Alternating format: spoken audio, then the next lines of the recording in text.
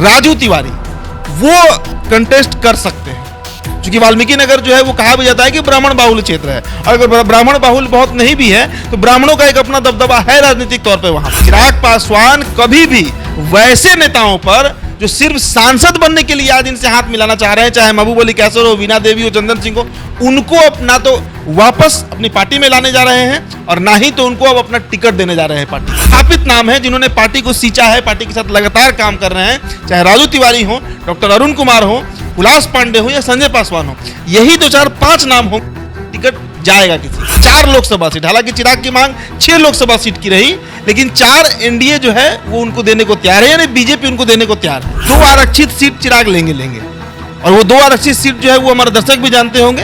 एक तो जमुई लेंगे जहां से वो भी स्टैंडिंग एमपी है, और दूसरा सीट जो है वो लेंगे हाजीपुर से। संजय पासवान जो है वो भी लोजपा से इस बार जमुई सीट लड़ेंगे, क्योंकि चिराग पासवान हाजीपुर लड़ेंगे ही लड़ेंगे। 200% आप मानकर चलिए कि चिराग पासवान हाजीपुर लड़ेंगे चुनाव। पशुपति कुमार पारस जो हैं वो अब हाजीपुर को लेकर अड़े हुए हैं, क्योंकि पिछली बार वो हाजीपुर से ही जीते थे, सांसद अभी हाजीपुर के ही हैं। पारस जो हैं वो शायद महागठबंधन में जाएंगे तो महागठबंधन की तरफ से उनको आसानी से टिकट भी मिल जाएगा। भारतीय जनता पार्टी ने कल दिल्ली में एक बड़ी बैठक बुलाई थी। बैठक बिहार को लेकर की थी और इसमें तमाम बीजेपी के वरिष्ठ नेता मौजूद थे। बीजेपी 2024 में बिहार को लेकर के कितनी सीरियस है और साथ ही साथ टिकट बंटवारे पर भी चर्चा चली है। चिराग पासवान और उनके चाचा पशुपति पारस को लेकर के सबसे ज्यादा चर्चाएं चली हैं, सीट शेयरिंग को लेकर के, सीट बंटवारे को लेकर के। तो कितनी सीट पर उनको दिया जाएगा मौका जीतने के लिए, लड़ने के लिए, इसी विषय पर चर्चा करेंगे। हमारे साथ हमारे सहयोगी हैं उदीप जी। उदीप जी, क्या लगता है जो कल दिल्ली में मीटिंग हुआ है बीजेपी का, तो खबर ये आ रहा है कि चिराग पासवान और चाचा को लेकर के कॉम्प्रोमाइज करने की भी स्थितियां चल रही हैं, क्या क्या खबर है? देखिए, बीजेपी 30 सीटों पर लड़ेगी, इसकी चर्चा हमने कल कर दी थी, और बीजेपी 30 सीटों पर इस बार लड़ेगी बिहार में। बीजेपी 30 से कम सीट पर लोकसभा लड़ेगी भी नहीं। बाकी जो 10 सीट बचा उसमें सिर्फ पारस खेमा या चिराग खेमा को ही एडजस्ट नहीं करना है, उपेंद्र कुशवाहा हुए, मुकेश सहनी हुए और जीतन राम मांझी, इन सभी को सेट करना है। इनके अलावा तो और कोई गठबंधन में है नहीं। अब ऐसी स्थितियां हैं कि जो खबरें आ रही हैं 6 सीट में लोजपा को टिकट देना है। लोजपा का मतलब कोई आरएलजेपी या फिर लोजपा रामविलास नहीं, लोजपा का मतलब रामविलास का जो कुनबा है। अब उसमें आप पारस जी गिन लीजिए या चिराग पासवान गिन लीजिए। अब इसके बाद सवाल ये उठता है कि किसके पास ज़्यादा वोट शेयर है, किसके नाम पर ज़्यादा वोट एनडीए को गिर सकता है। तो तय सी बात है कि चिराग पासवान का ही नाम आएगा।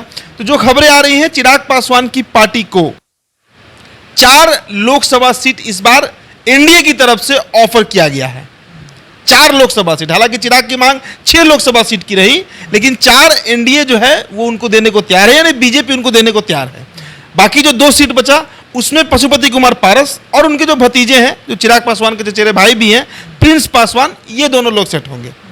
अब हाजीपुर से सांसद पशुपति कुमार पारस हैं और समस्तीपुर से सांसद प्रिंस पासवान है। सीट हो सकता है अदला बदली हो, कोई और सीट से लड़वाया जाए, लेकिन 2 सीट बीजेपी कह रही है कि कम से कम पारस जी को और प्रिंस पासवान को देना है। अब सवाल ये उठता है कि 6 सीट की मांग करने वाले चिराग पासवान क्या 4 सीटों पर तैयार होंगे?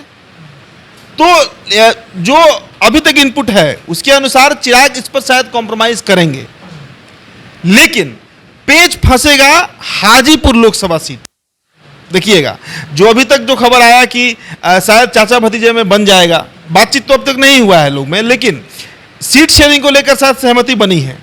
लेकिन फिर मामला वही फंस रहा है कि क्या हाजीपुर सीट अगर बीजेपी पशुपति कुमार पारस को लड़ाती है तो क्या चिराग पासवान उस सीट को छोड़ेंगे? क्योंकि सिर्फ पारंपरिक सीट ही हाजीपुर नहीं है चिराग पासवान का या रामविलास पासवान का। सिर्फ पारंपरिक सीट होता है तो लोग छोड़ देता है।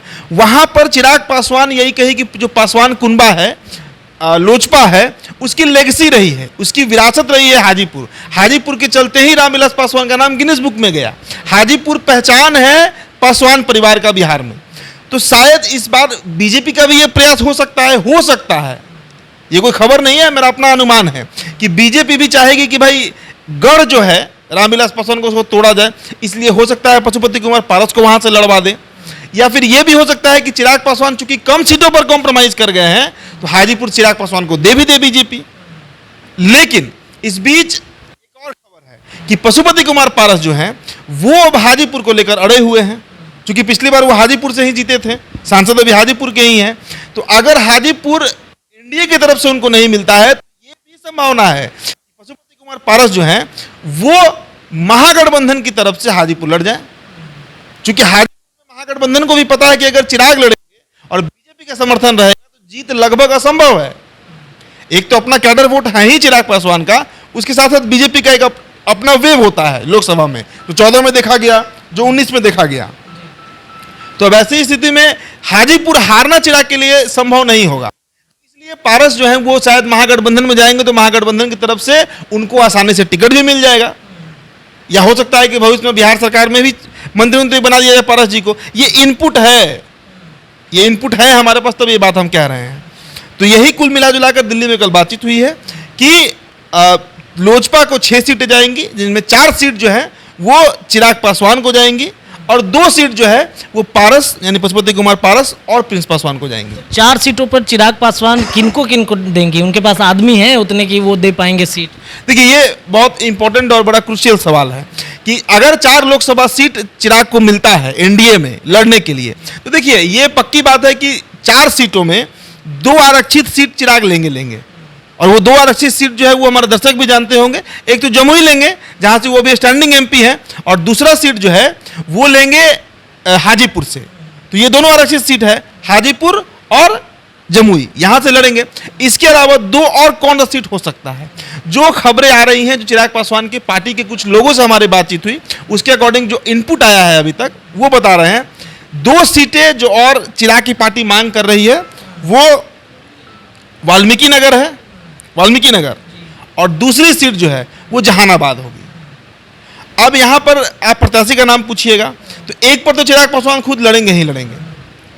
अगर बीजेपी पारस को दे देती है हाजीपुर लड़ने के लिए तो फिर वहां से निर्दलीय भी चिराग पासवान की मां जो है वो चुनाव लड़ सकती हैं, रीना पासवान, क्योंकि पारस जी को हराना है। चिराग कभी नहीं चाहेंगे कि हाजीपुर में पारस का अपना एक गढ़ जो है वो तैयार हो। इसके अलावा जो 2 सीट का हम चर्चा कर रहे हैं, जहानाबाद और वाल्मीकि नगर, ये अनुमानित है, कंफर्म नहीं है, और भी कोई सीट हो सकता है जहां से लड़े। तो इनकी जो पार्टी के प्रदेश अध्यक्ष हैं चिराग पासवान के, राजू तिवारी, वो कंटेस्ट कर सकते हैं, क्योंकि वाल्मीकि नगर जो है वो कहा भी जाता है कि ब्राह्मण बाहुल्य क्षेत्र है, और अगर ब्राह्मण बाहुल्य बहुत नहीं भी है तो ब्राह्मणों का एक अपना दबदबा है राजनीतिक तौर पर वहां पर। तो वाल्मीकि नगर से राजू तिवारी जो है वो शायद मैदान में उतर सकते हैं। चिराग के बेहद करीबी, बेहद पसंदीदा, कल ही उनके 2 साल जो कार्यकाल है एज अ प्रदेश अध्यक्ष वो पूरा भी हुआ है, और वो तब से पार्टी में है जब पार्टी पूरी तरह टूट गई थी, जब सभी लोग छोड़कर भागे थे चिराग पासवान का, तब भी राजू तिवारी ने कमान संभाला था लोजपा रामविलास का। तो बेहद विश्वसनीय व्यक्ति हैं राजू तिवारी, उन पर चिराग भरोसा कर सकते हैं, चिराग उनको लड़ा भी सकते हैं। गोविंदगंज से विधायक भी रहे हैं 2015 से 2020 के बीच, तो राजू तिवारी एक नाम हो सकता है। अब इसके बाद 2 और नाम है, लेकिन उनमें टिकट एक ही को देना है। एक डॉक्टर अरुण कुमार, जो जहानाबाद के पूर्व सांसद रहे हैं, दिग्गज नेता हैं, काफी सीनियर लीडर हैं, जो राष्ट्रीय उपाध्यक्ष भी हैं लोजपा रामविलास के। इनके अलावा एक और नाम है जो संसदीय बोर्ड के अध्यक्ष हैं, पार्लियामेंट्री बोर्ड के, हुलास पांडे, लेकिन दोनों भूमिहार हैं। तो अब ये तय पार्टी को करना होगा कि किस भूमिहार को लड़ाना है चुनाव। जहां तक मेरा अपना अनुमान है, टिकट जो है वो डॉक्टर अरुण कुमार को ही देना मतलब जा सकता है। हुलास पांडे, चूंकि हुलास पांडे के साथ तो सबसे बड़ा समस्या उनकी छवि का है, वो एक बाहुबली के तौर पे जाने जाते हैं और कई तरह के विवाद उनके साथ जुड़ा हुआ है। तो लोकसभा का चूंकि चुनाव है, लेकिन हुलास पांडे का भी प्रयास जो है वो कम नहीं होगा टिकट के लिए, वो भी टिकट के लिए पूरा प्रयास करते हैं कि उनको भी टिकट मिले। और एक और नाम है इसी बीच, पक्के तौर पर हम नहीं बता रहे हैं, लेकिन एक और नाम संजय पासवान का चल रहा है। शायद संजय पासवान जो है वो भी लोजपा से इस बार जमुई सीट लड़ेंगे, क्योंकि चिराग पासवान हाजीपुर लड़ेंगे ही लड़ेंगे। 200% आप मानकर चलिए कि चिराग पासवान हाजीपुर लड़ेंगे चुनाव। तो संजय पासवान का नाम भी चल रहा है जो शायद जमुई से इस बार फाइट करे। अब संजय पासवान कौन है आप पूछिएगा। संजय पासवान भी चिराग पासवान के बिहार में राइट हैंड माने जाते हैं, बहुत करीबी व्यक्ति हैं, और शायद उन पर भी चिराग इस बार दांव खेल सके। अब आपका सवाल यह हो सकता है कि क्या जो पुराने लोग रहे, जो आज चले गए हैं पारस खेमा में, चाहे महबूब अली कैसर हो, वीणा देवी हो, चंदन सिंह हो, सूरजभान सिंह हो, कोई भी हो, क्या उन पर चिराग भरोसा करेंगे? देखिए, चिराग पासवान को जहां तक मैं जान रहा हूं या जहां तक जनता उनको समझती है, वैसे लोग जो सबसे नाजुक समय में, सबसे क्रूशियल टाइम में जिन्होंने चिराग पासवान का साथ छोड़ा था, चिराग पासवान 24 में तो उनको टिकट नहीं देने जा रहे हैं। भले ही मार्केट में कितना भी हल्ला हो कि सूरजभान सिंह की बात चिराग से हो, सूरजभान सिंह अपनी पत्नी वीणा देवी के लिए चिराग से टिकट मांग सकते हैं मुंगेर को लेकर, सब हवाई बात है। चिराग पासवान कभी भी वैसे नेताओं पर जो सिर्फ सांसद बनने के लिए आज इनसे हाथ मिलाना चाह रहे हैं, चाहे महबूब अली कैसर हो, वीणा देवी हो, चंदन सिंह हो, उनको ना तो वापस अपनी पार्टी में लाने जा रहे हैं और ना ही तो उनको अब अपना टिकट देने जा रहे हैं पार्टी का। तो ये सब हवाई खबरें हैं। लेकिन जो स्थापित नाम है, जिन्होंने पार्टी को सींचा है, पार्टी के साथ लगातार काम कर रहे हैं, चाहे राजू तिवारी हो, डॉक्टर अरुण कुमार हो, हुलास पांडे हो या संजय पासवान हो, यही 2 4 5 नाम होंगे जिनमें से टिकट जाएगा किसी को। और भी कुछ नाम हो सकते हैं, शायद हम नहीं जान रहे हो, लेकिन ये नाम चर्चा में हैं जिनको चिराग टिकट 2024 के लोकसभा में देंगे। इसलिए ये अगर कोई ख्याली पुलाव बना रहा है, क्योंकि देखिए 2020 के अक्टूबर में जब रामविलास पासवान का निधन हुआ और उसके बाद जिस तरीके से पशुपति कुमार पारस ने पार्टी को तोड़ा कि सैद्धांतिक तौर पर चिराग जो है वो रामविलास के दिखाए हुए रास्ते पर काम नहीं कर पा रहे, यही तथ्य रखा गया था ना पारस जी के द्वारा। और उस समय जिन लोगों ने पार्टी को छोड़ा, चाहे वो नवादा से चंदन सिंह हो, महबूब अली कैसर हो, वीणा देवी हो, जो भी लोग हों, ये सभी सूरजभान सिंह जिन पर बहुत भरोसा करते थे रामविलास पासवान, उन्होंने भी चिराग को एक तरह से कहिए तो धोखा देकर ही पार्टी छोड़ा था। तो ऐसी स्थिति में अब चिराग कम से कम अब तो बहुत मजबूत स्थिति में चिराग बिहार में चल रहे हैं। उस समय कमजोर नेता थे चिराग पासवान, पिता इनके गुजरे थे, पार्टी टूट गई थी, परिवार 2 भागों में टूट गया था और कई तरह की समस्याओं से गुजर रहे थे चिराग पासवान। लेकिन अब आज के परिदृश्य में स्थितियां बदली हुई हैं। अब आज चिराग पासवान वो नहीं है जो 2020 में थे और 24 में शायद और मजबूत हो जाएंगे। तो इसलिए उन लोगों को टिकट देने का कहीं कोई चांस नहीं है। तो यही सब बातें हैं। बीजेपी 4 सीट देगी, 2 सीट उधर देगी। पारस जी को तय करना है वो हाजीपुर छोड़ते हैं या नहीं छोड़ते हैं, क्योंकि चिराग ने क्लियर कर दिया है कि हाजीपुर से वो चुनाव लड़ेंगे तो लड़ेंगे, 200% सही खबर है। तो चिराग पासवान और चर्चा में अब टिकट शेयरिंग को लेकर के चर्चाएं जो है वो तेज हो गई हैं। कल बीजेपी की जो बैठक दिल्ली में चल रही थी, सबसे महत्वपूर्ण टॉपिक इसी पे छिड़ा गया कि चाचा और भतीजे को कैसे टिकट बांटा जाएगा। फिलहाल जो भी खबरें होंगी टिकट शेयरिंग से जुड़े हुए तमाम खबरें लगातार हम आपको देते रहेंगे। फिलहाल इस वीडियो में इतना ही। देखते रहिए हमारे चैनल द बिहार टॉप। अपनी राय कमेंट सेक्शन में छोड़िए। धन्यवाद।